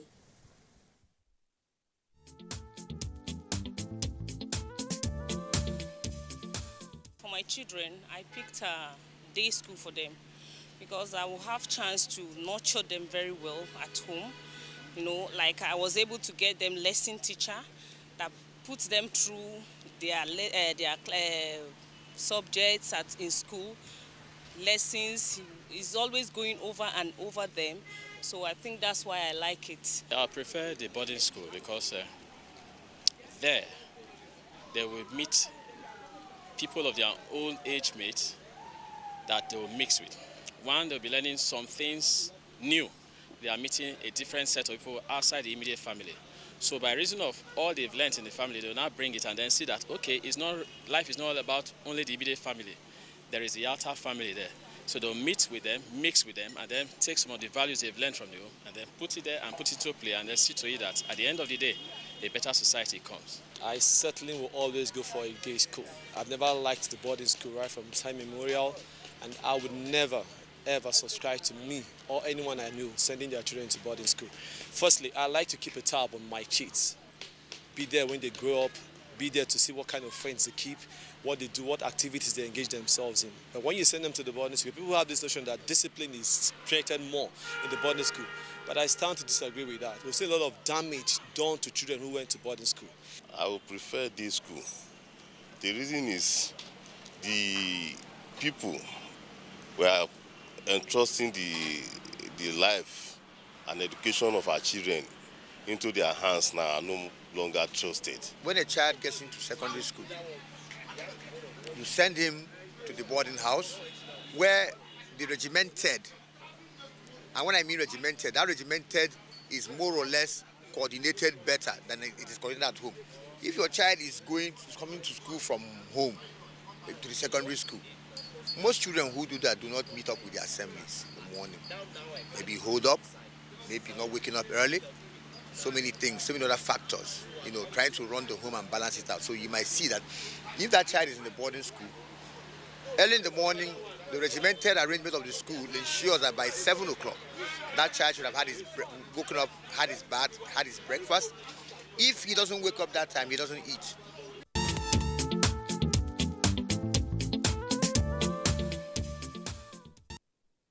All right, boarding and day, what's your choice? Where would you rather and why? Well, that's the focus of that Vox Populi, Vox Pop. All right, so let's take that, react to that very quickly. Boarding or day, do they both have merit and demerit, right? As far as I'm concerned, really, it's a matter of choice for the parents, because boarding or day is not the issue. Whether the child goes to a boarding school or the child goes to a day school is really not the issue. What values have you stepped down to this child as a parent? What have you taught your child? How independent have you made your child at home? It's a misconception to think that your children will learn independence in the boarding school. No, they should go to the boarding school to consolidate all that you have taught them at all. Yeah, but the argument is that you've taught them all that at home. They go to the boarding school. Now they are not under your care and your close watch. Then some children who are from other faulty backgrounds now gradually starts either through bullying and everything start corrupting your good manners. You are not there for 3 months. How many months is it? 3, 4 months, and suddenly they come back and you're seeing a different child. My child doesn't go to a boarding school. He goes to a day school. But that's not because I think the boarding school is wrong for him, right? It's simply because for this particular child, I think we're better off in a day school. You don't mind putting a child in boarding? I don't at all, because it is what you've done with your child as a parent. You are confident that your child will go there and come back as you left. It is the values you set that. And these same people they meet in day schools, they meet in boarding schools. Yeah, but it's the same thing, but there's a little difference. Let me hear from you. You know, at birth, our mind is blank. It's just what you put in there that the child goes out to is bit. Yeah. So whether the child is in boarding school or in a day school, remember there are some schools that run both boarding and day school. So at the end, whatever the peer group influence they have still remains the same. So it's a matter of choice. Where do you want your child to be? And another thing, you know, one thing I know about boarding school is that you have that kind of independence. The child now, at that stage, is allowed to take some of the decisions, especially when you stay the whole day in a school, week, month, and runs to months, 3 months, 4 months. Remember that when they're in the boarding school also, they are there and they are being raped, bullied, whatever it is. As they could be in boarding school. Yes, I guess they could be in day school, but in day school they can come back and you see your daughter a little withdrawn, or you see your child gradually before your eyes actually changing. You have visiting days. We have visiting days in boarding school. Okay, we have visiting days. Apart from visiting days, if you have raised the child and you have given the child the voice, your child should have. The boarding schools have systems where you can turn back to. The reason our children are not talking is because we've not raised them, we've not given them voices, we've beaten them and shut them up and shut them down and all of that. So how would a child that is constantly told to shut up and all of that, how would the child speak to you? All right, so anyhow, we'll get to talk about that a little more, but and that's going to lead me to the next one, which is Parent-Teacher Association meetings. I believe many schools have this, even though I don't know how well it functions, if sometimes they show off ceremony and stuff like that, or if actually they do what they should do. We'll talk about PTA when we get back and take some of your messages. So let's take a look at this feature on Parent-Teacher Association in schools.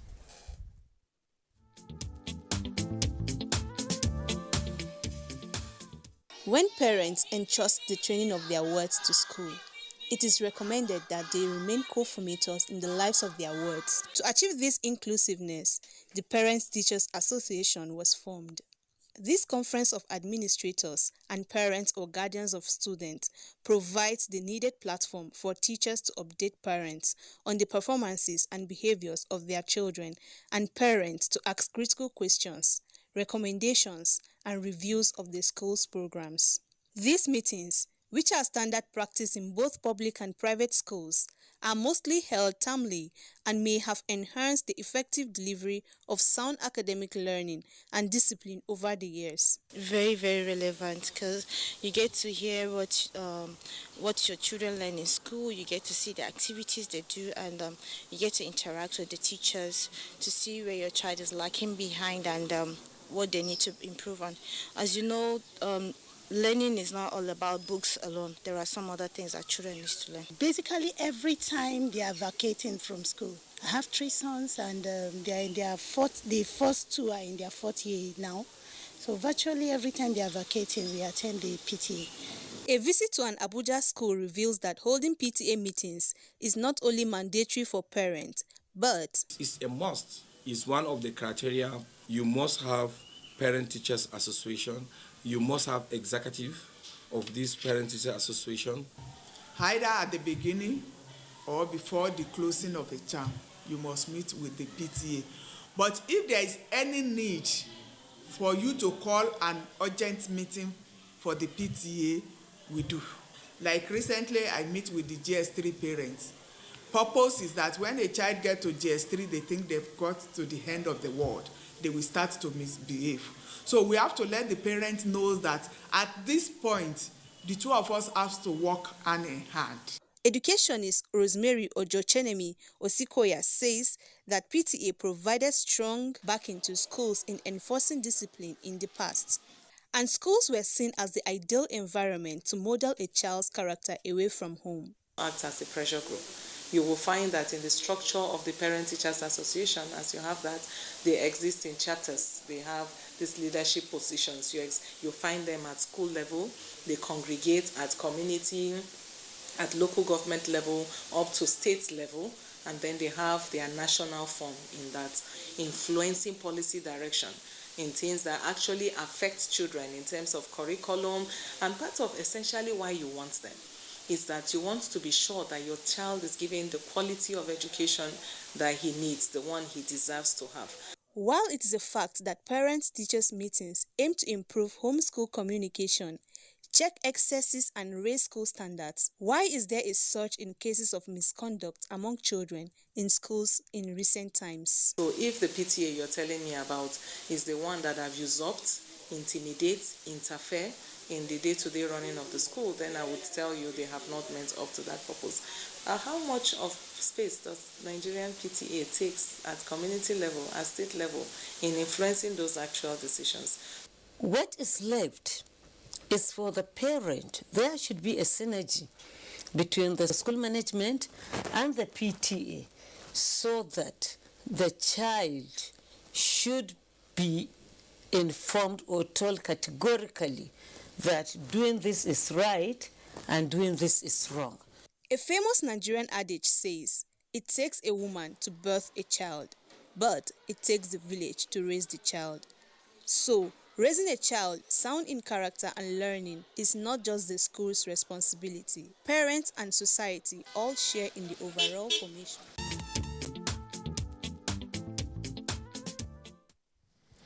All right, yeah, indeed, birthing a child is the woman, and of course raising the child is society. Society has to do with the home, the school, the TV, everything around is all part of what actually forms the whole character of the child. And I will still talk to my guest about that certificates they give at the end of school, where they say in character and learning, they do it in secondary school. It's in character and learning, they give you your result, right? Yes. That you are the first in character and learning. They will still wonder why these children still if their character is really that good. Okay, we talked about that, but let's take a few messages. I see so many of your messages coming in. Good day. Charity starts at home. Some kids lack ethics and morals at home. IK from Enugu. During my days in school in 1988, the most popular punishment is digging your height. Which one is digging your height again? You dig and you fall till to your height. Yeah. Kidding me? Yeah. I see. You dig and you check, you ins and check whether you have gotten to your height. No, you actually dig a hole. Yes, you dig a hole. You dig a hole, yeah. Woo! That's even small thing. There's another one. You dig, you go and fetch water. By the time it comes back, the water has gone down. So you try to fill the hole. Oh my God. Okay. Thank God they don't do that anymore. Thank God we don't do that anymore. My name is Obiara from Anambra State. The best way to give a student punishment is to tell the student to write "I'm sorry" on 20 leaves exercise book. Okay. Who is this? Good day. Okay. Charity begins at home. Hi. Hello. I'm Obiageri Odozi from Benin. Happy New Year. I like your program. Thank you very much, Gloria. Boarding schools has more advantage than the day school because it molds characters and the child has a better time to focus on his or her studies. Okay, that's your thought. Beating a child is not good, but a child that beating a child is not good, but a child they are rude, maybe warn them 2 or 3 times and they repeat it again. The teacher is busy doing some other things. Okay, Becky from Edo State. I don't really get your message. Who is this? Good day. Actually, boarding school is the best for many obvious reasons, but careful inspection is needed on the teachers by the school management, more especially in the public school. Comrade Ustaz Muhammad Ghazali Suleiman from Kebbi State. Thank you very much. I'll take one more and then we'll talk a little about the PTA meetings we've just seen. I also had a teacher who was verbally abusive, which resulted in low self-esteem. Okay, that's what we're trying to talk about when you're talking about now you don't get to beat them, you have to now talk to them, you counsel them more like. Yeah. Like even in your class, as a teacher, if a student offends, you don't send the child out. It's even as serious as that. You don't ask a student to leave your class because the Even in student... government schools. Yes. Government schools have changed though. Yeah.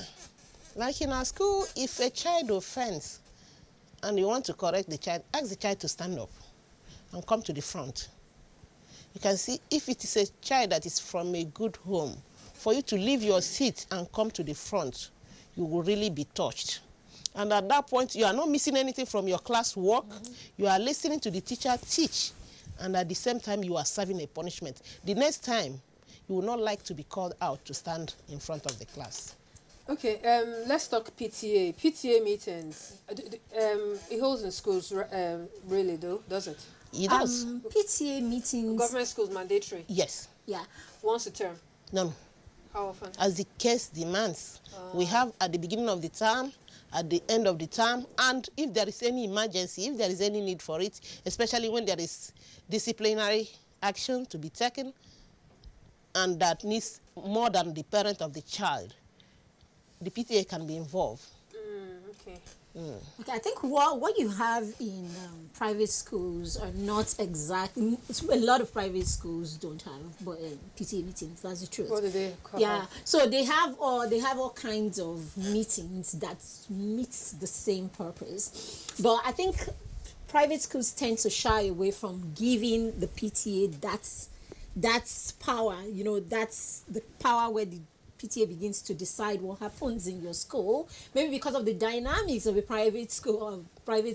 That whole, okay, we don't want parents coming to dictate what happens in our school and all of that. So you have all kinds. I mean, I've worked in a school where we had tea meetings, something like that. Meetings. So the teachers, the parents will come. So basically serving the same purpose. Right, serving the same purpose that the PTA, I mean, they tell you what they do with your children, tell you how the children are faring, tell you their plans for the school year, and all of that, you know. Okay, so wherever they hold a meeting, sometimes they may just, can they hold a meeting without involving this? Okay, no, that won't be a PTA anymore. No, it's teachers will be there, parents will be there, and all of that. They probably are not calling it it's not a PTA association the way you have in life. Yeah, you know, we used to private have school. You guys just like shakara. You like to make all those fanciful. But you know, in the PTA, they have a lot to do to the school. Yeah, in some schools, they don't have enough teachers. The PTA will come in to help in getting the teachers. At times, most of the teachers you see in government schools. That's for public schools. Yes, I'm talking about the government. Yes, most of the teachers you see in some government schools are not really government that pay them. The PTA come in to help so that the students will get the best out of the school. Okay.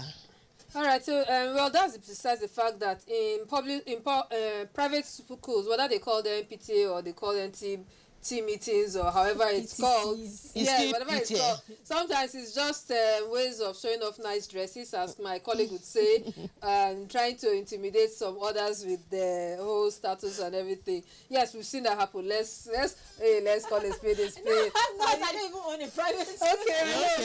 Okay, we have a couple of your messages. I'll take them, but that will be right after we had a chat with a child psychiatrist who tried to talk about some of the effects of disciplining of a child and all that may happen if the child's psychological makeup is altered. All right, so let's have this interview and we'll be back.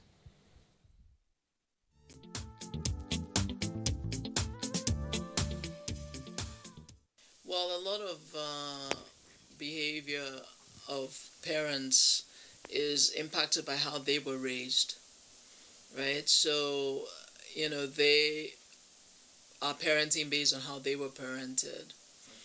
But now we have like the influence of the internet where children are also reading. They're able to browse and figure things out more than they ever could before. Socially disadvantaged children may not have access to that internet. They may not have educational opportunities. Maybe the schools that they go to may be ill-equipped, underfunded. They may not have access to health care, so they may be physically unhealthy, psychologically unhealthy. The personality of a child, a lot of it is genetic. So they may not have access to early diagnosis and treatment because of their poverty levels or because they're socially disadvantaged. So socially advantaged students, have more access to health care. They have both physical and psychological health care. They have more access to resources. They have better qualified teachers, better equipped classrooms. It doesn't always follow, but this is generally the rule of thumb. Sometimes you can have children that come from very wealthy homes that are not well behaved, so it doesn't always follow. You have a tendency to have a higher IQ if your parents are richer. You tend to have higher self-esteem. You feel a sense of power, a sense of self-efficacy because of the wealth, that coming from a rich family or wealthy or well-to-do family provides for you. You tend to be more altruistic, more patient. You tend to have a more positive outlook in the world. But to be honest, if the family life is chaotic, maybe there's divorce or sexual abuse, which cuts across socioeconomic status. I mean, even rich people can get divorced. Inconsistent discipline where families are fighting about even how to discipline the child, where there's parental neglect.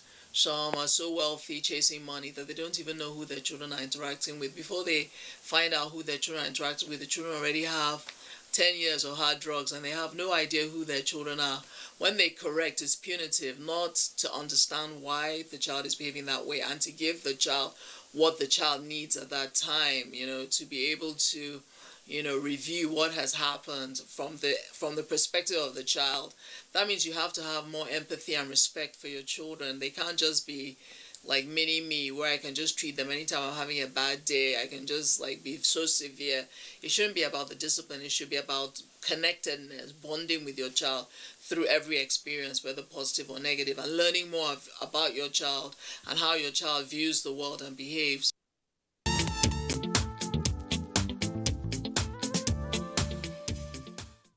All right, thank you very much. If you're just joining us, this is the Medley Show with Cecil, and we'll be talking about discipline in schools and, of course, the role of parents in the upbringing of a child. And I've been having a chat with Mary Beth Chima and Ngozi Awaji. They are both educationists. Okay, we'll take a few messages very quickly before we get to take your last words. Good day, I'm Miriam Audu. As a teacher, it is required to discipline the child, but that doesn't mean you should kill someone's child. Some of the so-called discipline is outrageous and should not be accepted. Yes, some kids are troublesome and mannerless, but please stress on that. Some teachers tend to be... What did you write there? They tend to unleash. I don't know. It's not a complete message. Okay, who is this? Happy New Year. My name is Ipons D. Happy New Year. I love your program. Thank you very much, Ipons D. My name is Adeshina Ayodeji from Osun State. I'm enjoying your program. Thank you very much. Who is this? Boarding school is better than day school because you will have more time to study and look at your book, concentrate well. This is Manji from Nyanya. Who is this? Oh, this person, you didn't write your name. You just say, I love your guest. Okay, someone is saying hi to you both. Okay, who is this? My name is CJ, calling from Port Harcourt. Day school is best if you give them the opportunity. Day school is best as it gives you the opportunity to be closer to your child. I'm trying to just take these messages very quickly so we can take our last words. Hi, schools should be made to set up guidance and counseling units. They have that in schools, right? Yeah. Okay, we should be in charge of discipline. Andrew from Makurdi, Benue State is writing this one. Psychological effect of corporal punishment back then, I can say, is part of what we are suffering from most Nigerian leaders' behavior today. Okay. Those for what they suffer from the early days. Anyway, character molding should be embraced. This is Tessie from Kogi State. Okay, well, you are just agreeing to the fact that corporal punishment is what is part of our makeup of the young men and women we have today. A lot of what we see today is as a result of how we were raised, whether in school or or at home, basically. So you can't take that away. So the moment we look past the fact that the children conformed at that time and begin to see the trauma and psychological damage that was done, and then we would have to review what we're doing in school. All right, a last word on intentional parenting, whether for people who are parents who have children in school, very, very briefly.